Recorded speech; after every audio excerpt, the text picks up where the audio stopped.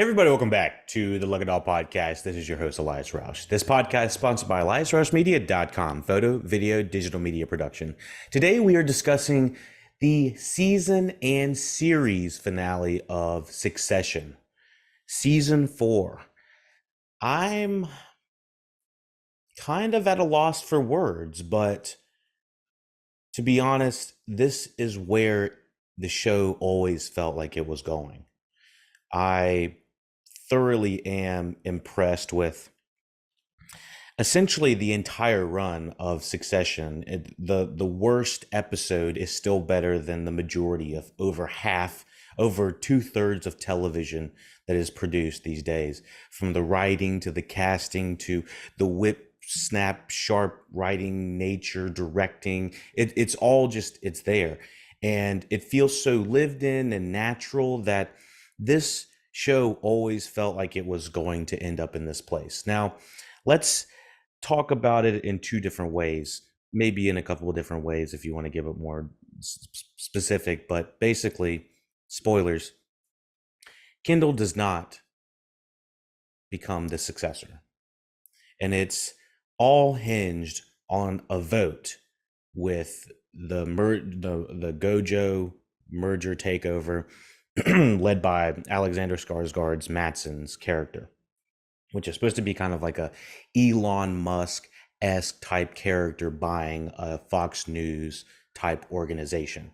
And the uncanny valley of how the show has actually mirrored society in real life, whether it's coming down to major shakeups in news organizations such as like CNN or Fox News that are very popular right now, to people passing away. There's just like so many reflections and mirrors that are happening within this in takeovers, such as like Elon having bought Twitter and stuff like that. It's just the show almost feels like it predicted so much of what happened in real life, and so that's why this show not only stands out from the whip sharp nature of its cunning writing, and it's obviously got this kind of satirical nature and like with a British edge to it,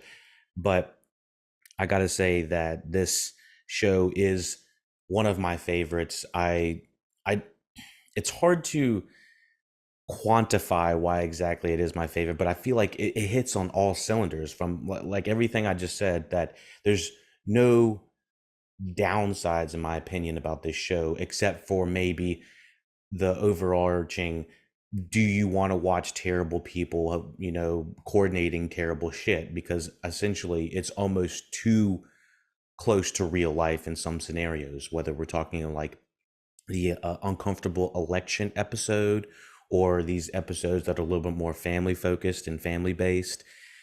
From a personal standpoint, I feel like I can relate to this show on multiple levels. By do I'm not coming from a family that is as prominent or anything from that standpoint. It's more just like from the family dynamic and the family nature of having uh, having a family with a patriarchy kind of figure, that everyone kind of has to listen to the big man, grandpa. I have a grandfather that does kind of have his hands in every pot of the majority of the family of our lives. Now, this was probably talking 10 years ago. He's much older at this point, and he doesn't try to influence as much in the family. But for a while, I did feel like I was very much, from a personal level, under the, not quote unquote under the gun, but under the, I had to kind of filter what I did for a long time.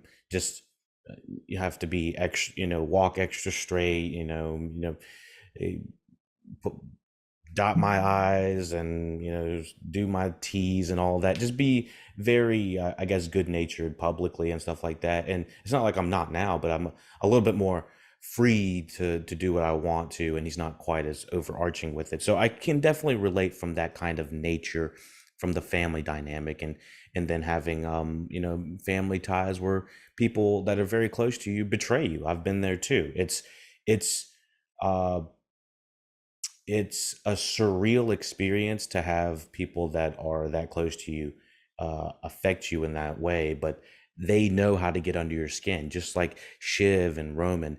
They know the not they know some of the deepest stuff that can bother you personally or bother Kendall personally, and I related to that on multiple levels. So seeing that Shiv coming to this realization, one, I'm seeing some blowback of some people saying that yes, it felt rushed. It felt like, where did this come from?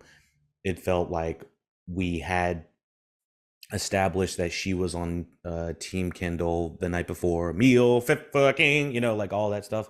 Um, but I think there's a couple of things that this show does not always show the most important scenes that happen. Some of the most important scenes that happen in the show, such as the death of Logan Roy, the unexpected death of Logan Roy in episode 3. I think multiple people had said that we were probably going to get a death of Logan Roy, but not that early in the season. We talked about it in the previous episode review, episode 3. Um, but I got to say that in this show always did feel very naturalistic in the way that it was presented. And maybe we weren't always getting the perspective of the most important things that were happening, but maybe we were only in the perspective of the children, such as the Logan Roy's deaths episode, when he's um they apparently had a one take in episode 3 with all of the kids when they're learning about the death of their father. And I kind of wish we would have gotten to see that. The way it was edited, we didn't get to see it because it's going back and forth from the plane of where Tom and Logan are on the plane, and everybody else is. I think they're at Connor's wedding at that point. But with saying all that, I think that yeah, there might have been a couple of scenes that we didn't get with Shiv that would have been more prominent to her leaning against Kendall. I digress. So, anyways, let's kind of run down the template of everyone in the cast. First of all, there is no small parts. Let's go from top. Logan Roy, holy shit. Brian Cox blew it out of the park, even down to the minute flashbacks or video scenes that are pieces of video that we got throughout the end of the season. Not having Brian Cox on this was definitely a force of nature that we were missing, but I could see how this show would continue on without him, unfortunately. But I would have, loved to have seen him continue on in the show. Brian Cox, obviously amazing in the season. Because he dies early in it, we can't really judge too much of the acting that he had to do in it. But the stuff that he had in the first couple episodes, heartbreaking, telling his kids that they weren't serious people, ripped, just like rip me in half. And that's their last scene with him, or that's their last time with him. Their father is him telling them that, I love you, but you're not serious people. And they weren't invited to his birthday party at the beginning of the season. I mean, if you go back and look at the trajectory of how the season went, it is very dark. It's very sad, which is actually interesting in comparison to the show Barry. I'm going to talk a little bit more of a comparison between Barry and Succession.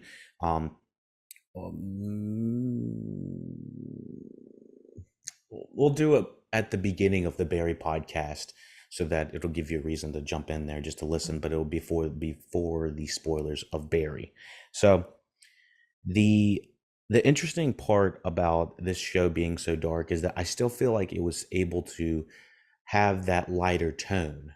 There were tones that it was an extremely sad season of watching their father die, especially coming from, I've talked about it in many of my podcasts. My father was he loved first season, second season of Succession.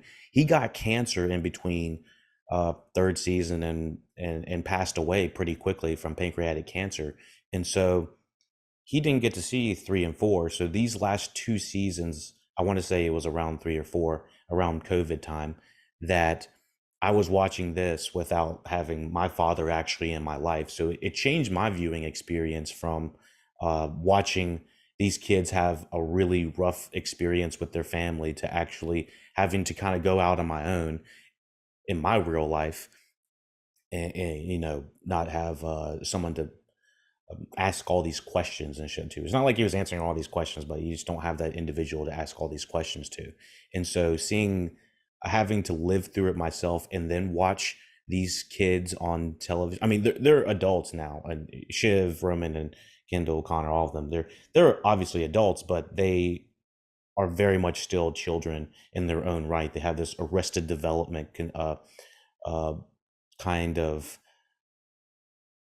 life that they've been living because they've always been spoon fed everything, and they've never really had tons and tons of responsibility, even though they are just itching for and trying to get their parents' attention, from from the mother being kind of absent to just not wanting to really deal with them, to their father being kind of what we hear is very abusive.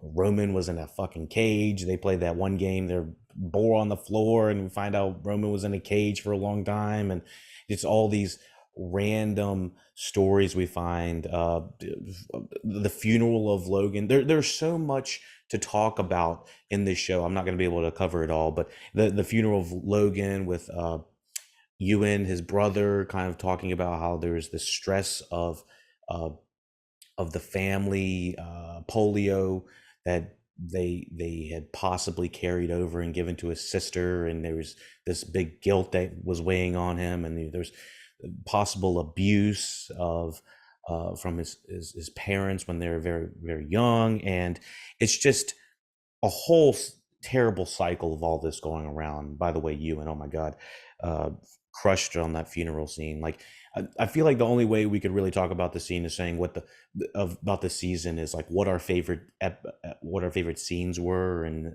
but almost there is no bad scene. It just feels like, for me, this feels like the culmination of what we were going to see. This was always going to be a tragedy for the people that thought that Shiv should have aligned with Kendall.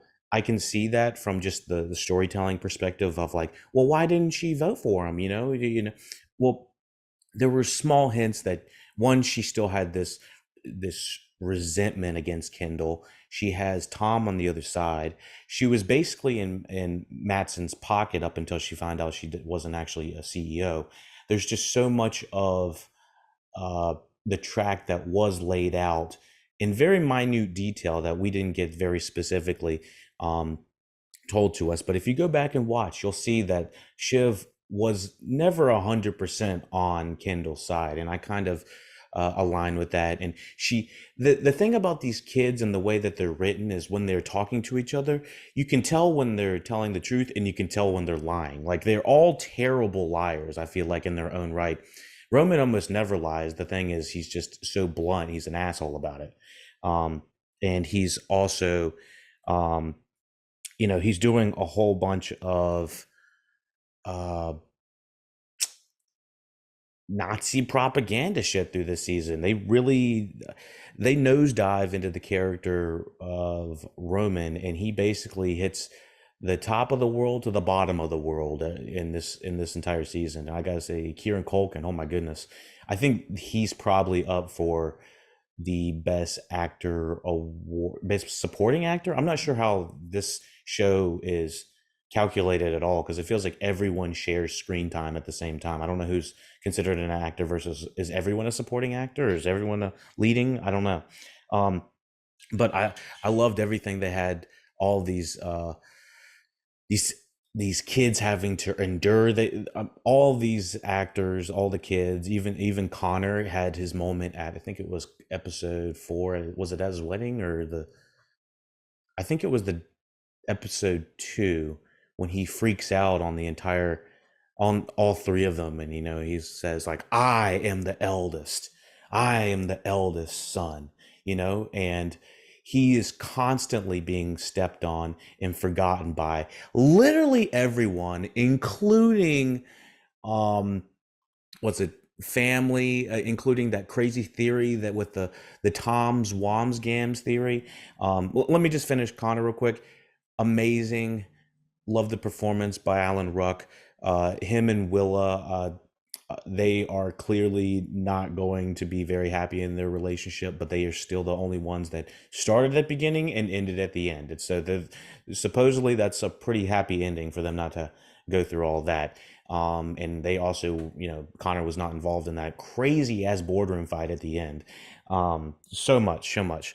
Um, So I do apologize for just jumping all over the place. I just my mind, my notes. I don't have any notes, so I'm just going straight off the dome. So let's continue on with a couple of the siblings real quick. Let's say Connor Ruck, Alan Ruck as Connor, phenomenal. Um, Continuing on with Kieran Culkin's Roman, phenomenal. Is again his performance this season is like transformative, from him going to the highest highs to the lowest lows. You can see him from in the corporate world all the way down to just being reduced to a young little boy with a cut on his face. Um, there's behind the scenes thing, like little clip it at the end of I think the funeral episode, which would be 9, that says it's Jesse Armstrong saying that uh, Roman is a masochist, I believe, and which I believe they seek out pain, and I think it does have the correlation to the abuse that his father was giving him for a long time, and that he was kind of craving when he was watching those videos of those funny videos that Kendall was sending him of his father, of him like degrading him a little bit, and he was making him laugh and stuff like that. But we saw in previous seasons and previous episodes of how Logan actually would, he ended up, I think, hitting Roman at one point, and Kendall was the one to jump in and stop that, and what are you doing, kind of thing, you can't do that. And he was big brothering it to an extent, but all the way to the board, to the scene before the boardroom where he's giving his brother uh, a hug. So to reiterate what happens to Roman the night before is they go to, in episode 9, they have the big funeral episode, lots of great speeches, and the Roman is just like, I can't take it anymore, and he runs out into this like riot that's happening because of all these quote unquote like Antifa leftists, all these people that are against Fox News and the Roy family. He's kind of going out against them, and he's like, you don't know him, you don't know him, you don't know nothing. And he's kind of like just wanting to pick a fight. And so one of these guys is and just fucking decks him, and like immediately he goes into the fetal position, and then is like trampled a few times by a couple dozen people. And that's what leads them into episode 10, where he's like, we're like, everyone's like, where the fuck is Roman? I don't know. He got trampled or something, got beat up. I don't know. We end up finding that he's in Barbados or something like that with his mother. And we'll talk about the kitchen scene. Meal fit fucking.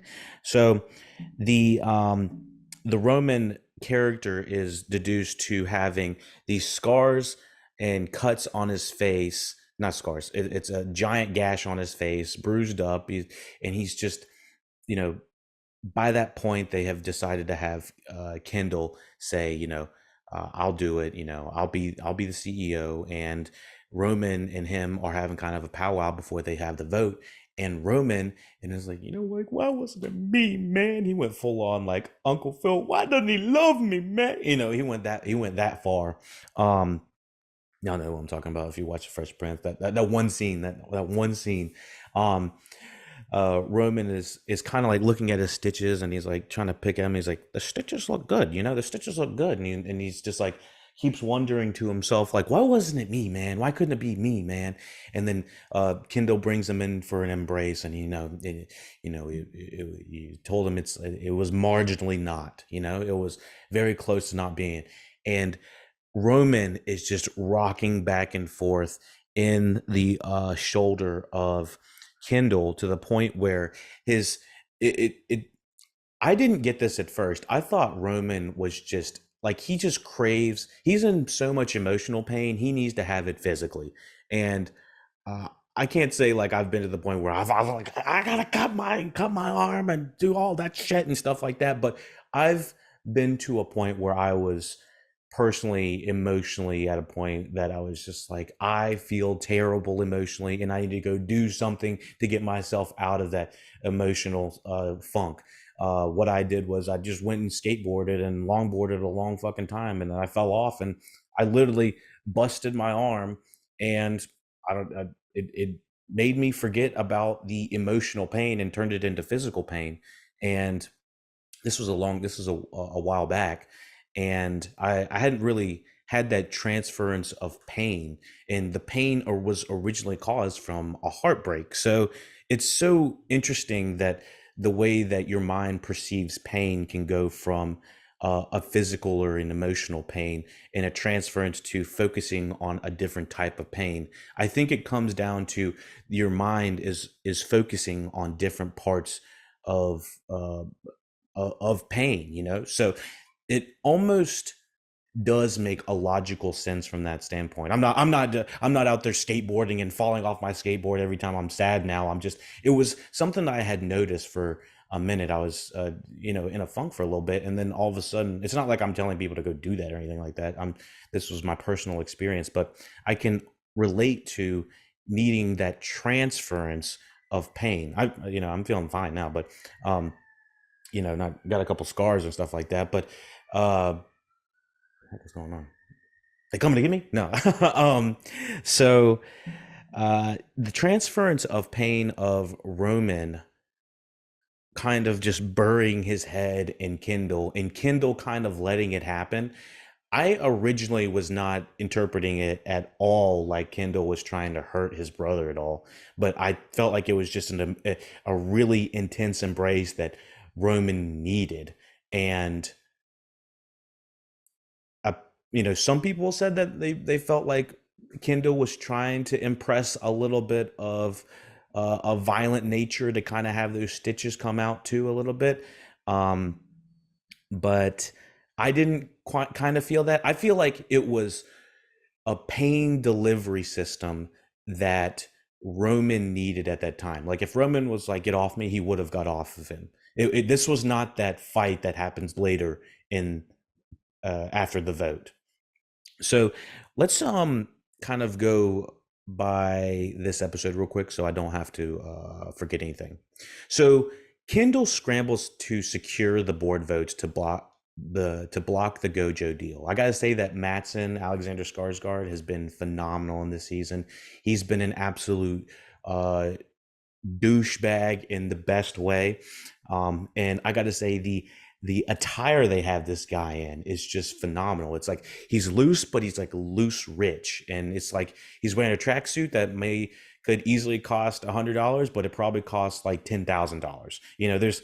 There's things about him, and he's just always like comfortable, no shoes on, and he's just a very interesting and lived-in character that is playing the shit out of him. And I love Alexander Skarsgård's interpretation of this guy.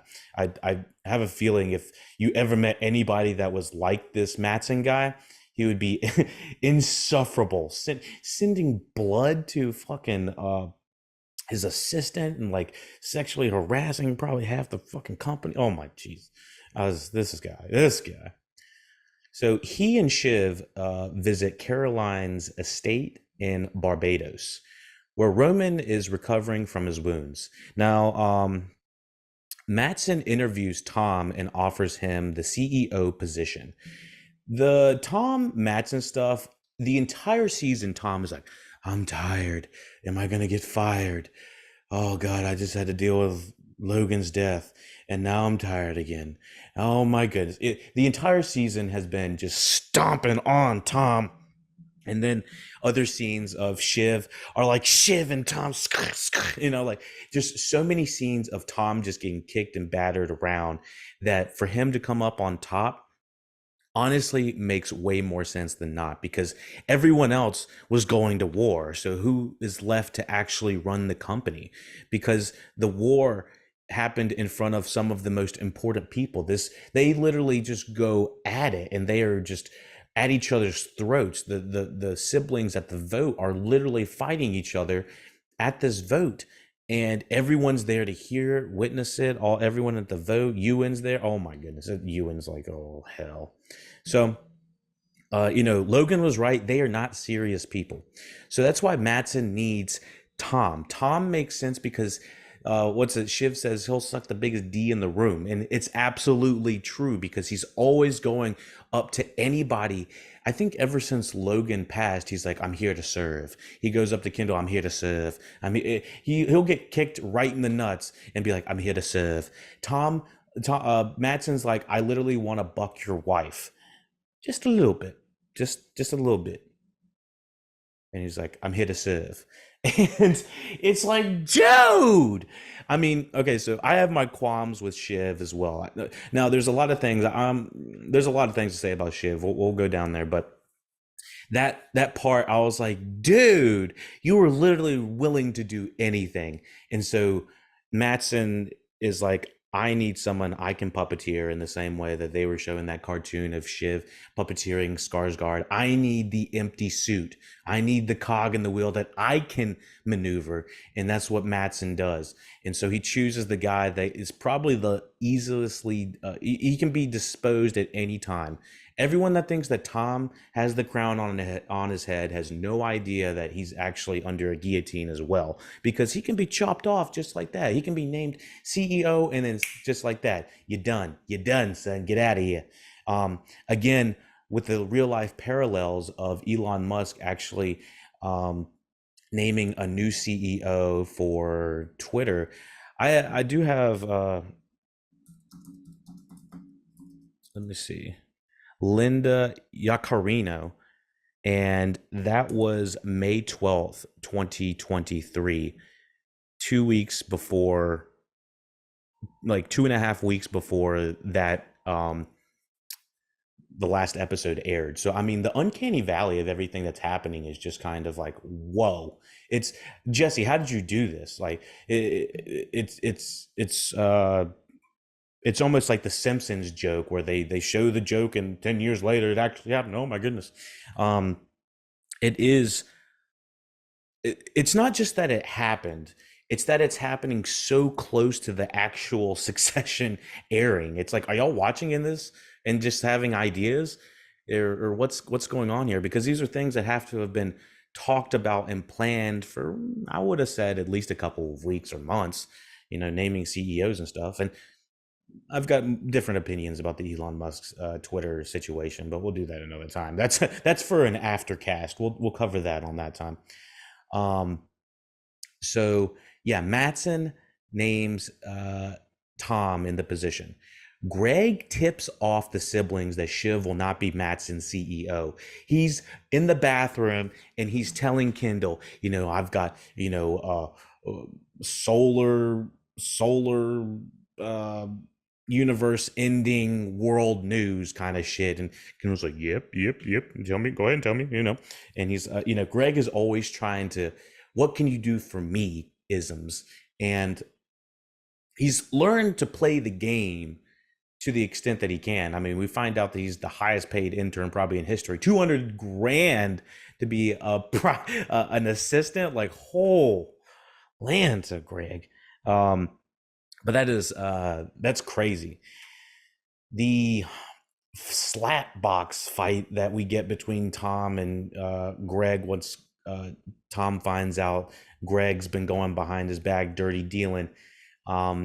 I was wondering if this physical abuse was ever gonna come back. I think it was in episode 7 or 6 in season 1 where Tom and I think they're running or something like that, and he just starts beating up Greg in the middle of the street where no one can see it.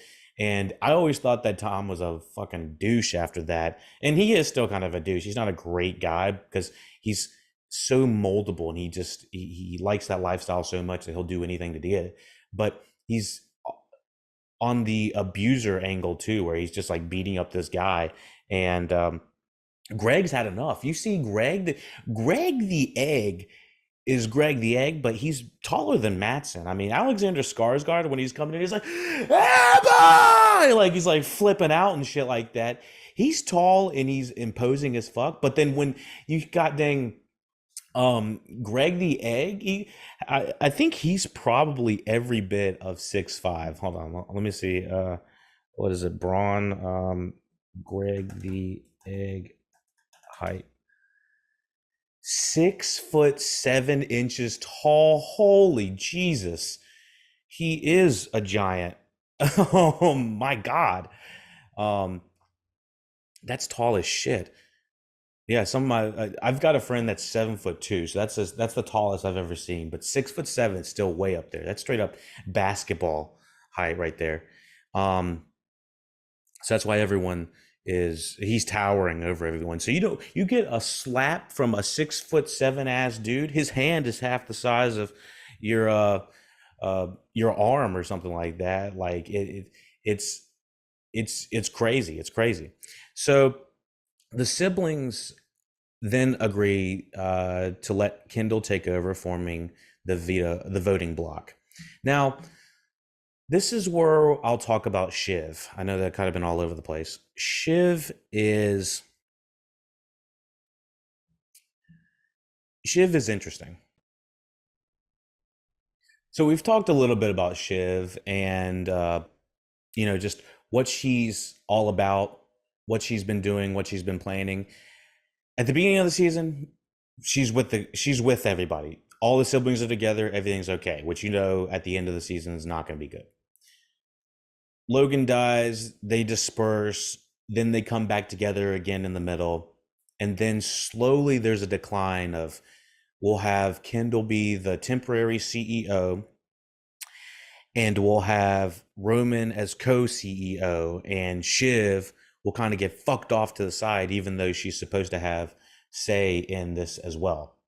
So the entire season, let's be clear, she's been fucked over by her brothers who said that they were going to have her opinion in everything. Kendall literally has stepped all over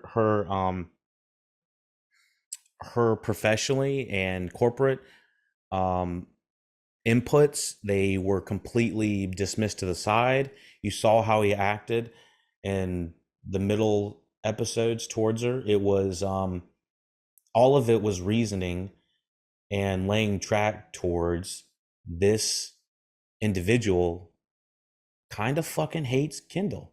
Shiv fucking kind of hates Kendall, and with reason. If you do a montage of all the times that they're together, Kendall is usually stepping all over Shiv. Um, and I do forget that Shiv is the youngest, I believe. So when they're having this powwow at their mother's in Barbados, love Peter Munyon and Jonathan trying to sell them bullshit that they don't even want. They're like, it's so good that you won't even need it. You won't even want it. You'll just be selling it type shit. It's like, what is this investment again? Like all this shit. It was so damn funny. And then I'll just fast forward to Peter Munyon being a dickhead at the end. He's like, well, that was a fucking waste of time when all of the siblings all come together and then they leave. And I was like, Jesus, Peter's a fucking kind of a dickhead too. But yeah, they get there and their mother's talking about face eggs in their eyes, and she doesn't want to deal with Roman's bullshit and puts him in a little boy outfit. And Peter's doing all his eye drops and shit like that. I was like, well, her mother's terrible, but at least there's a place to hang. And so they are all having the powwow there. Roman and Shiv are basically, they think Kendall's pretty bucked. They don't think that it's going to happen. And Roman was the main person that they had to get on their team. And once Roman is on Team Kendall, and once Kendall finds out Tom is named CEO, there is a shift in Shiv that says, all right, I'll realign with Kendall. And they go to the beach, and there's this kind of like tension of like, I kind of thought that someone was going to get like bit by a shark or drown or something. The entire episode, I'm like, oh my God, is someone going to die? There's this like layer of like, oh my God, are they going to make it through this whole episode? And so I think that was actually pretty smart the way they played it. Kind of put him in this moderately dangerous scenarios where it's not like there people have guns up to their heads or something like that, or they're in terrible situations, but it'd be a terrible accident for something to happen, you know. And then they actually joke about, was it Roman and Shiv start going in the Roman in the Kindle voice, and then start making fun of Kindle, and Kindle's out there swimming in the dark, and he's like laying, and he's mastered the way of the water, and they're talking about killing him and stuff like that, and they're like doing impressions of him, and they're like, why'd you kill me like that, man? That really wasn't cool, man. You know, it's like, I'm gonna miss this the rat-a-tat nature of the show. Even thinking about and recording this, I want to kind of rewatch that first season again, just to kind of get that, bring it all back. I miss the rat-a-tat. I miss all of that. I miss the Frank. I miss the Jerry. I miss Carl. I miss all of them. They felt like such a family and such a unit. I know that they, to my knowledge, really enjoyed doing the show. Um, and so let me talk about meal fit fucking. Meal fit fucking. Like, I loved this part of this episode. Why did I really love this episode? Not just for the meal fit for the king, not just for the behind the scenes with the Logan Roy and every, them, Connor doing the I'm a little teapot shit right in front of Logan, telling him fuck off. Um, it felt like there was this perfect blend, like this was a perfect blend of fan service where we got to have all of our favorite characters come out and do one little dance, or Jerry did a limerick, Carl did a song from Logan's childhood, like he learned it from Logan's child. He performed it for him, um and then this meal fit for a king, I felt like just had the cameras running. So I found out um that this scene, I believe, was the last scene they shot in the entire series. And when they were doing this meal fit fucking, they were just having a fucking ball. And apparently, they did make this like nasty ass uh, amalgamation slush for Kindle to drink, and he would drink it, run out to the beach, throw it up, and then come back and do the scene again. And so if you look at him, he does kind of look a little bit like washed out. So I'm sure that some of those scenes he's like he's it's just like loopy and shit like that.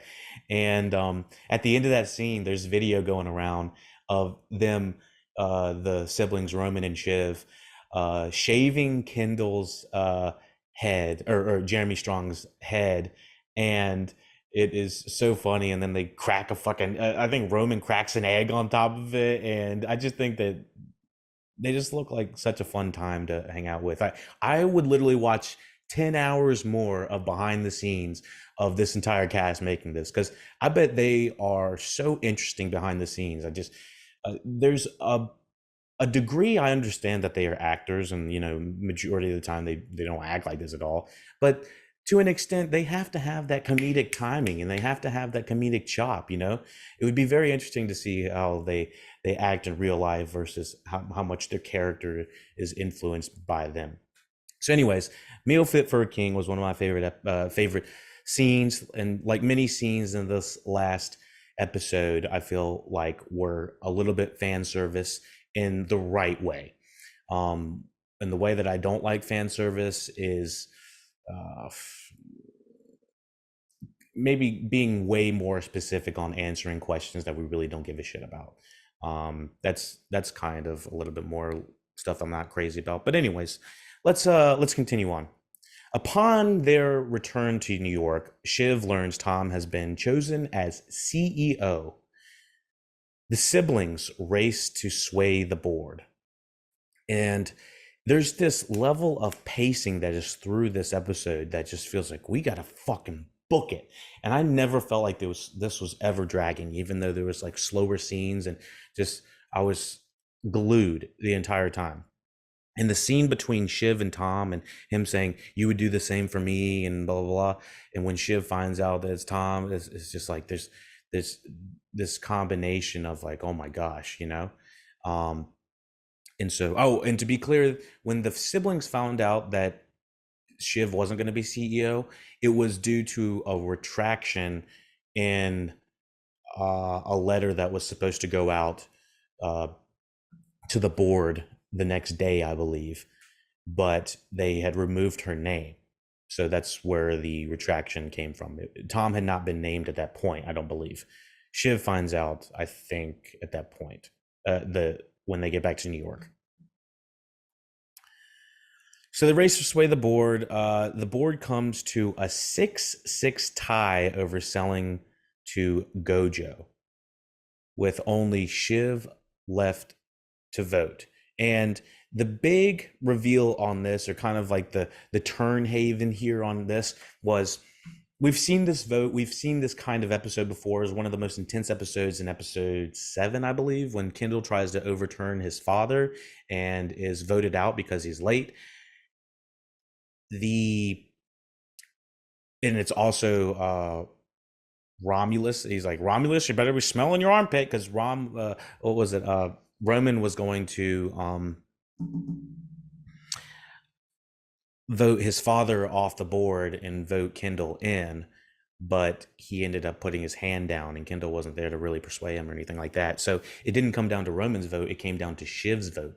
And Shiv, when I was sitting there, I was like, this is interesting how they had Roman right there, and then Shiv placing the way that they were doing the vote. I was like, interesting. All the people that were for Kendall, Stewie's like, I'm Big Ken, baby. I love Stewie. He's so funny, but he was so wrong. But he'll jump ship quick. I'm gonna miss Stewie's character. So yeah, Shiv runs out of the board, and so Shiv has second thoughts about Kendall's competence and votes in favor of the deal despite Kendall's protest. Now, let me kind of explain how this scene comes in. Kendall has never been more confident than this in his life. I think he comes in, he kind of does like a head bob, and he's like, all right, now we don't like this deal, so we're going to either fire me or the Gojo deal is going to go through. So what's it going to be? And he's so confident that the deal is not going to go through. He's just like smiling, and everyone's like, yes, no, yes, no, yes, no. And Ewan actually says, yes for Kendall, which was I thought was kind of interesting. And then we have we have Roman that says yes for Kendall, and then it comes down to Shiv, and I think she's already made up her mind at this point that it can't happen. It ain't gonna happen. She doesn't like him. There is something intrinsically in her that just, she loves him, but she can't stand him. And anyone that has had family in that scenario, I don't know if I've ever had family that fits that exact mold, but probably close. But I obviously wasn't voting for them to be CEO. I can understand that.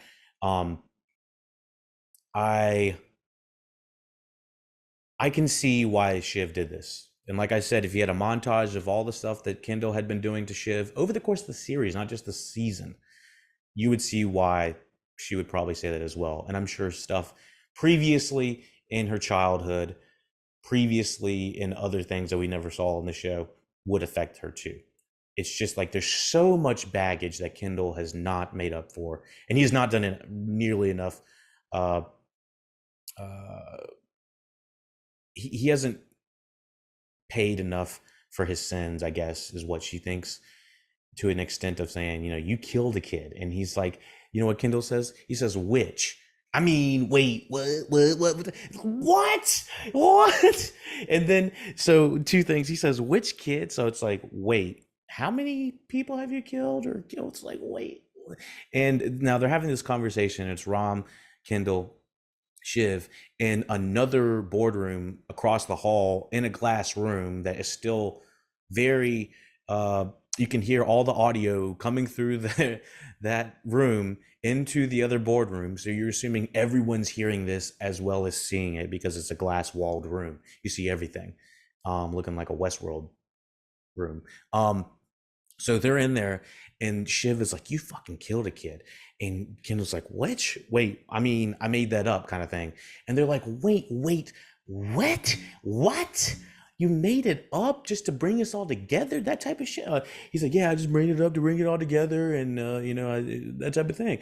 And they're just like, I can't even at this. And then at that point, Roman's starting to hop off. He's like, you're bullshit, man. I'm bullshit. We're all bullshit. Everything's bullshit. And to be honest, Rome's the one that's speaking the most truth.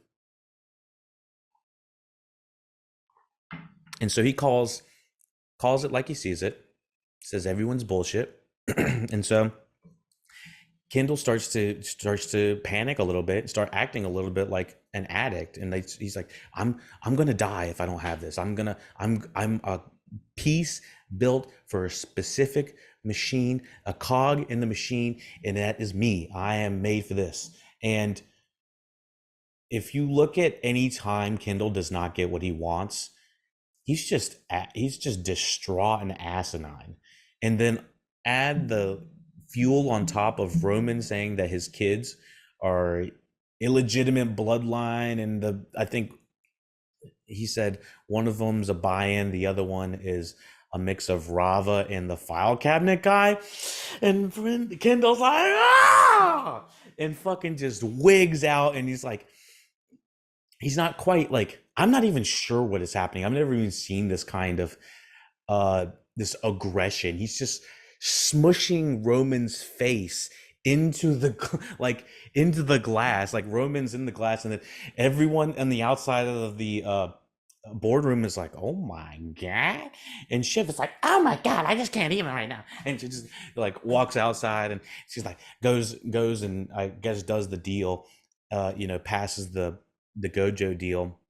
And Roman and Kendall are still like, they get down on the ground at one point. I'm pretty sure they get down and start wrestling like little, like 10-year-old boys that are wrestling over some bullshit. And you just see the unraveling of Kendall, even to the point where his hair is just like, wow, it's wild.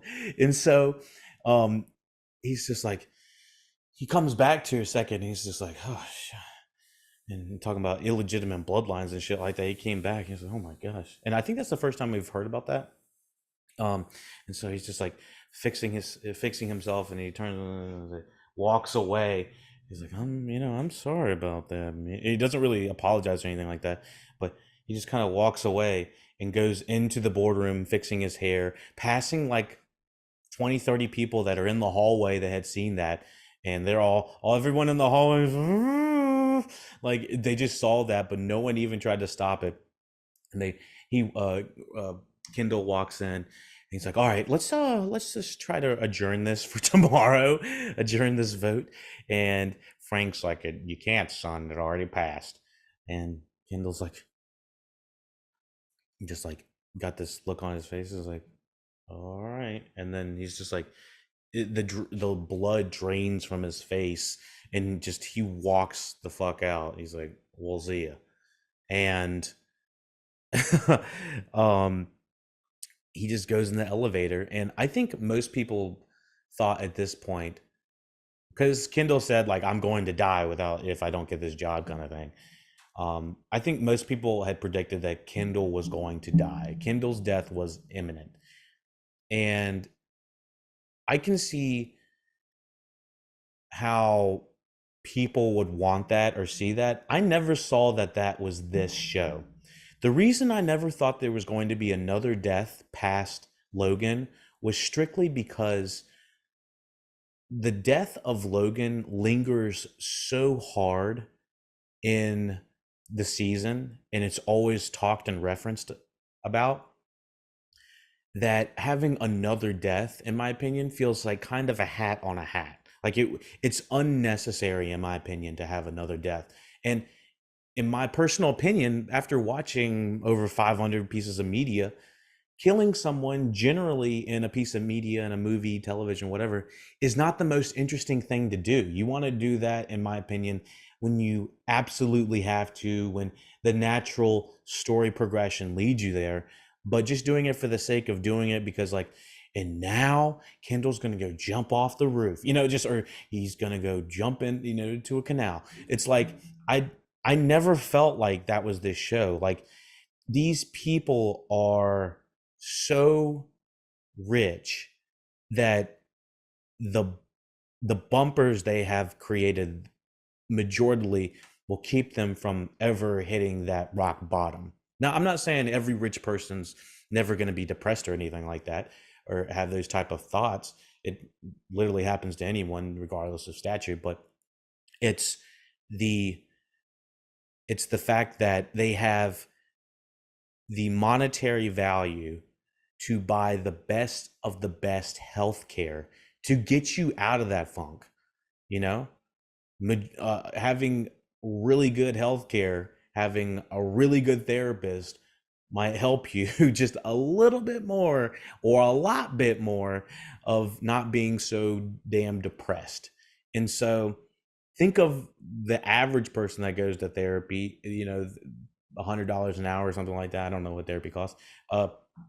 But they're paying probably $3,000 an hour and having a hell of a lot better time. So I'm just trying to get you in the notion of like a lot of money can, being well off can keep you from feeling completely abandoned, especially financially, in the ways that if you aren't financially well off or comfortable, then you're gonna have a lot more troubles to deal with and a lot more things you're dwelling on versus not. And so I never felt like Kindle was ever going to do that. Now, with saying that, there are deleted scenes, two deleted scenes that I've heard right off the top of Greg the Egg and Ewan. They said that Greg the Egg apparently says F you to Ewan. I don't think that would have been within the tone of the show, or I didn't really need to see that. Greg's a big shithead this entire season and continues to kind of just be a lower version of Tom. And, I don't blame him for what he's doing in the company because he's just literally just trying to scratch his way up. But the character's terrible. But I do love the Tom and Greg dynamic. They were always my favorite, and I love how they end at the end. And so, yeah, the Ewan fuck off scene that never happened, from what I hear, or they cut it.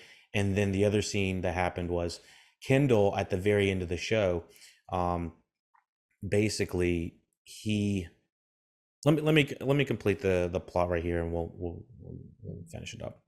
So Tom is appointed CEO uh, when Kendall leaves. With Shiv by his side, Roman accepts that he and his siblings were never worthy successors, and he has the drink that the martini, I believe, that Jerry was always drinking, and he's thinking about her. And so the siblings basically all don't get what they want, with the exception of maybe or maybe not Connor, because he really wasn't striving to be on top. And so a devastated Kendall contemplates his future. The deleted scene, well, so the scene specifically ends with Kendall slowly walking to, I think, a river in New York or around Manhattan area. And he goes up to it, and a lot of people thought he was going to jump in. What happens is he looks at it, and then he sits down on a bench and stares at the water as his bodyguard is in the distance, not too far back, watching him. And so I I had heard that the deleted scene actually has what's his face, Jeremy Strong, has Jeremy Strong jumping in the river, and from there it was implied that Kendall was going to commit suicide in the river or something like that, but that was not written in the script. It was like a Jeremy Strong improvisation or something like that, but obviously got cut. I just feel like the character as we know it is a lot more sad if he's having to live in that deep depression of knowing he killed a kid, maybe more people, knowing he's been a terrible father, knowing he's doing all this terrible stuff. And that's way worse than the death that would be instant. And so that was that was my 2 cents about it. But yeah, I'm trying to figure out anybody else that I'm thinking about. Yeah, so I'm glad that's not the way it ended, because I feel like, again, that's a double. It's really dark, and so it could have I don't know.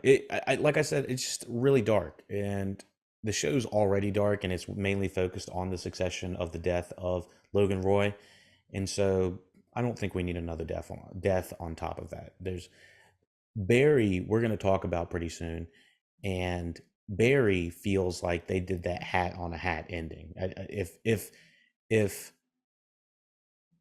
Kendall ended up jumping in the river, and and the bodyguard wasn't there to get him, or if we didn't get some sort of, if like the last thing we see is just Kendall jumping and we don't get a sense of him being rescued, that would be really fucking dark. Um, if Bill Hader directed this show, it might have ended that way. So, not necessarily a bad way, but it's the way this show ended is still in such a way that I want to recommend it so hard to people. Like, even giving you the plot and telling you everything that has just happened, I would still tell you the Nicholas Bertel dun dun dun dun dun dun. Just this. It's just a pristine show on so many levels. Um, from Hugo to Caroline to Jess, all the low key players are in the background, not in every scene, but they are kind of picking up the pieces of the season that we are not filling in with Logan and stuff like that. I love all those scenes. There's not a bad scene in my opinion. Like, everything feels so very naturalistic. Now, um, I will say, I did hear a little speculation. Some people say that Shiv's turn was felt a little bit fast. It felt a little bit out of nowhere. I think I've said my 2 cents on it. That if you just go back and check it out, you'll see that it's probably very much within character for her to do this. Mark my Lloyd fucking ripped all these last two episodes, and the entire directing cast. All of the directors through Succession, I haven't seen a bad direction in any of them. Just these pristine, beautiful vistas and places that they are having these galas and elections and stuff like that. It looks like such an expensive ass show to do, because it feels so real and lived in, that they put that fat check down. So I am so glad to have this show close out on a good note. The first season got an 89%, and then the following seasons got 97% on Rotten Tomatoes. Totally believe it. Totally believe it. So, yeah, let me know if there's anything else that I didn't cover off the top of my head. I can't think of anything. I know I kind of was scatterbrained the majority of this time, but this show just feels like it washed over me, and I was just like, oh my goodness, the water motifs, all of the siblings, the money, the elections. Oh yeah, and the election of what's his face. I can't even think of his damn head. But anyways, the young Trump esque Mencken guy, he is. I wouldn't have believed that this guy would ever be elected until Trump became elected. So it's like, yeah, I believe that he would. And seeing just kind of how people are like rubbing shoulders, and how it's not how things work. It's probably not exactly that smooth, but I'm sure it's to a degree kind of just smooth, just handshaking and all that stuff. Just all about who you know in this succession world. So be sure to like, subscribe, follow. Look at our podcast. You know what to do. LookAtOurPodcast.com. Check out all of the stuff we have on the patreon.com/LookAtOurPodcast. Exclusive reviews. We have seen way too many damn movies to name them all, but they will be coming.